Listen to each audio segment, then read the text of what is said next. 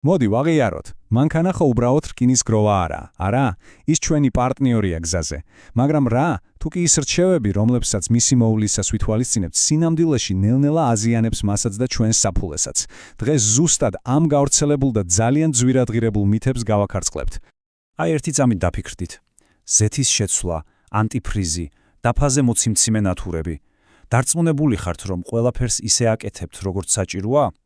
იმიტომ რომ ზოგიერთი ეს პოპულარული წესი შეიძლება სრული სიცრუე აღმოჩნდეს. წარმოიდგინეთ, რომ ძრავი არის თქვენი მანქანის გული. პირდაპირ მნიშვნელობით. ის მუდმივად მუშაობს, რომ ყველაფერი მოძრაობაში იყოს. და როგორც ნებისმიერ გულს, მასაც სჭირდება სწორი მოვლა, რომ დიდხანს და ჯამთელად იმუშაოს. მოდით დავიწყოთ იმით, რაც ფაქტობრივად ძრავის სიცოცხლეა, ზეთით. ეს სითხეა მისი სისხლი, რომელიც მის მოძრავ ნაწილებს მუდმივი ხახუნისგან და ცვეთისგან იცავს. აი ეს ალბათ ყველას გაგიგიათ, არა? კლასიკური ეკონომიური რჩევა. ერთი შეხედვით თითქოს ლოგიკურია, ხო? რატომ უნდა შეცვალო ის, რაც ჯერ კიდევ მუშაობს? სინამდვილეში კატასტროფულად ცუდი იდეა. ეს არის ერთ-ერთი იმ პატარა დანაზოგთაგანი, რომელსაც მომავალში შეუძლია რომ უზარმაზარი ხარჯი გამოიწვიოს. აი წარმოიდგინეთ რა ხდება რეალურად. ძველი ფილტრი გაჭედილია ჭუჭყით, ნამწვით და მეტალის მიკრონაწილაკებით. როგორც კი თქვენ ახალ სუფთა და ძვირადღირებულზე წასხამთ, ის პირდაპირ ამ ძველ ფილტში გადის და მომენტალურად ბინძურდება. შედეგად ახალი ზეთი წამებში კარგავს თავის დამცავ თვისებებს და თქვენი ძრავი ფაქტობრივად დაუცველი რჩება. ესეც კიდევ ერთი კლასიკა, ბევრი ფიქრობს, რომ მანქანა ჭკვიანია და თავად გეტყვის როდის რა სჭირდება. მაგრამ იცით, ამ შემთხვევაში ეს სიგნალი უფრო სასწრაფო დახმარების გამოძახებას გავს, ვიდრე უბრალო შეხსენებას. ანუ ეს უბრალოდ შეცდომა კი არა, მოდი პირდაპირ ვთქვათ, ეს არის საშიში თქვენი ძრავისთვის. იმ მომენტისთვის, როცა ამ ნათურას დაინახავთ, შეიძლება ზიანი უკვე მიყენებულია. აი ეს უნდა გავიგოთ ძალიან კარგად. ზეთის ნათურა არ გეუბნებათ, რომ ზეთის დონე ცოტა დაბალია. ის ყვირის, რომ ზეთის წნევა კატასტროფულად დაეცა. ეს კი ნიშნავს, რომ ზეთი ვეღარ აღწევს ძრავის უმნიშვნელოვანეს ნაწილებამდე. ეს იგივეა ექიმთან მხოლოდ მაშინ მიხვიდე, როცა უკვე გულის შეტევა გემართება.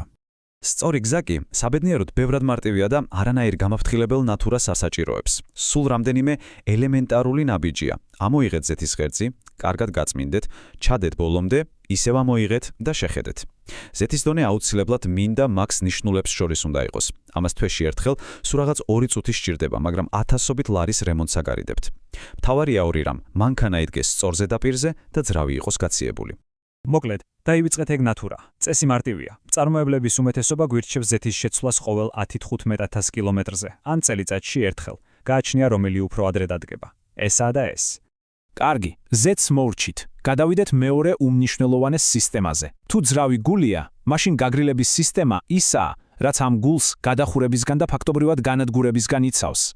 ესეც ხშირი ამბავია, განსაკუთრებით ზაფხულში. ან მაშინ, როცა ადამიანები ფიქრობენ, რომ დროებითი გამოსავალი პრობლემას არ შექმნის. მაგრამ წყალი, ამ შემთხვევაში, თქვენი ძრავის მეგობარი ნამდვილად არ არის. არა, და კიდევ ერთხელ არა. ეს სრულიად მცდარი შეხედულებაა. ჩვეულებრივი წყლის გამოყენებამ შეიძლება გამოუსწორებელი ზიანი მიაყენოს თქვენი მანქანის გაგრილების მთელ სისტემას. ანტიფრიზი, ანუ რასაც გამაგრიბელ სითხეს ვეძახით, უბრალოდ ფერადი წყალი ნამდვილად არ გეგონოთ. ის შეიცავს სპეციალურ დანამატებს, რომლებიც სისტემას ჟანგისგან იცავს, ზრდის დუღილის ტემპერატურას 100 გრადუსზე ბევრად მაღლა და პირიქით ხელს უშლის გაყინვას ზამთარში. წყალი ამ ყველაფრის საპირისპიროს აკეთებს. და აი ახლა მივადექით ყველაზე სახიფათო მითს. ეს ქმედება შეიძლება არა მხოლოდ თქვენს მანქანას, არამედ პირდაპირ თქვენს ჯანმრთელობას დაემუქროს.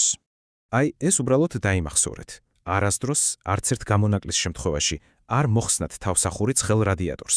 ეს არა უბრალოდ რჩევა, ეს არის უსაფრთხოების უმკაცრესი წესი. როდესაც ძრავი ცხელია, შიგნით გაგრილების სისტემაში უზარმაზარი წნევაა. თავსახურის მოხსნა იგივეა, რაც გაზიანი სასმლის ბოთლი მაგრად შეანჭხრიოთ და მერე უცებ გახსნათ. შედეგი არის მდუღარე, 100 გრადუსზე ბევრად უფრო ცხელი სითხის შადრევანი, რომელსაც შეუძლია უმძიმესი დამწვრობა გამოიწვიოს. დონის შემოწმება ყოველთვის ხდება გაფართოების ავსში და მხოლოდ მაშინ, როცა ძრავი აბსოლუტურად ცივია. კარგი, ახლა მოდით ვისაუბროთ იმ ნაწილებზე, რომლებიც თითქოს უჩინარია, სანამ უცებ ყველაზე მოულოდნელ მომენტში თავს არ შეგვახსენებენ. ესენია ძრავის მუშაობის სინქრონიზაციისა და ენერგიის წყაროები. Timing belt, ანუ რემენი, როგორც ჩვენთან ეძახიან, უზრუნველყოფს, რომ ძრავის სარქველები და დგუშები იდეალურად სინქრონულად მოძრაობდნენ. მისი დროული შეცვლა არის გეგმიური, მართვადი ხარჯი, მაგრამ თუ მის გაწყვეტას დაელოდებით, ეს ნაწილები ერთმანეთს ეჯახება, რაც ნიშნავს ძრავის კაპიტალურ და ძალიან ძვირად ღირებულ რემონტს. არჩევანი, როგორც ხედავთ, საკმაოდ მარტივია, არა? რამდენ ხანს ძლებს აკუმულატორი? ბევრი ფიქრობს, რომ სამუდამოდ, მაგრამ რეალობა ესაა. 3-დან 5 წლამდე. ეს არის მისი სიცოცხლის საშუალო ხანგრძლივობა. დიახ, ის არ არის მარადიული და 3 წლის შემდეგ მისი ეფექტურობა უკვე საგრძნობლად იკლებს. და თქვენ თვითონვე შეგიძლიათ მარტივად შეამოწმოთ მისი მდგომარეობა. შეხედეთ ტერმინალებს, თუ ხედავთ თეთრ ან მომწვანო ნადებს, ეს კოროზიაა, რომელიც დენის გავლას უშლის ხელს. განსაკუთრებით ზამთარში, როცა სიცივე ისედაც ასუსტებს აკუმულატორს, ძალიან მნიშვნელოვანია, რომ ის საუკეთესო ფორმაში იყოს. ანუ შევაჯამოთ რა გამოგდის. თვეში ერთხელ სულ რაღაც 5 წუთი გჭირდებათ. შეამოწმეთ ზეთი, ოღონდ სწორად. შეამოწმეთ გამაგრილებელი სითხე, ოღონდ უსაფრთხოდ და შეხედეთ აკუმულატორს. ეს 3 მარტივი ნაბიჯი დაგიცავთ უამრავი გაუთვალისწინებელი ხარჯისა და პრობლემისგან გზაზე.